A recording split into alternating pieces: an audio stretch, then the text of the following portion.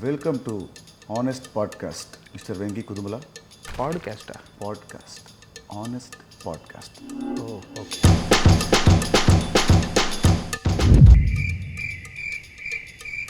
Okay. ప్రతి హీరోకి వాళ్ళ డైరెక్టర్స్ని కొన్ని క్వశ్చన్స్ అడగాలంటుంది. సో దాని ఆన్సర్స్ ఇప్పుడు నువ్వు నాకు ఆనెస్ట్గా చెప్పాలి. అసలు ఆనెస్ట్లో నాకంటే ఆనెస్ట్ ఎవరు ఉండరన్నా, అది మీతో. Very good. So shall I start the game? Yes.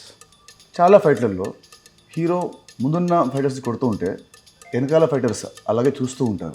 వాళ్ళు వచ్చి ఒకేసారి వస్తే హీరోకి దెబ్బలు తగులుతాయని మేమే ఏడీలను ఒక్కొక్కరుగా పంపమని చెప్తాం. ఆనెస్ట్గా. ఓకే. ఒక షాట్లో హీరో పొద్దున్నే లేవాలి.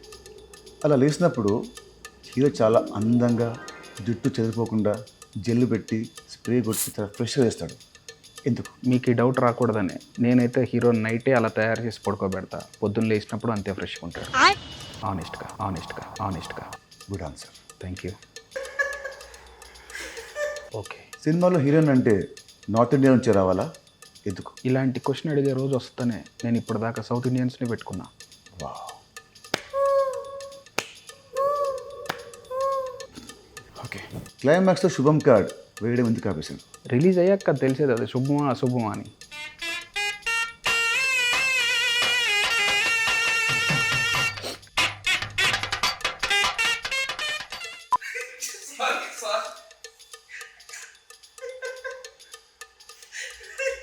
ఒక మార్కెట్లో అవుతుంది, ఒక మాస్ సాంగ్ షూట్ అవుతుంది.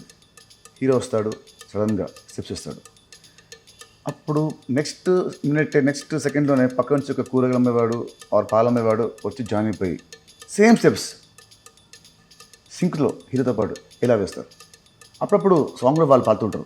అంటే హీరో పాడే సాంగ్ వాళ్ళకి ముందే తెలుసా, స్టెప్స్ వాళ్ళకి ముందే తెలుసా? ఇలా ఆ కూరగాయలు అమ్మేవాడికి పాలు అమ్మేవాడికి డ్యాన్స్ వచ్చనే విషయం తెలిసే నేను ఆ మార్కెట్లో సాంగ్ షూట్ పెడతా. ఓకే. అసలు ఈ పాడ్కాస్ట్ దేనికోసం? మన రాబిన్హుడ్ కోసం. మరి ఈ సినిమా ఎప్పుడు release? From March 28th, 2025. Yes. Honestly.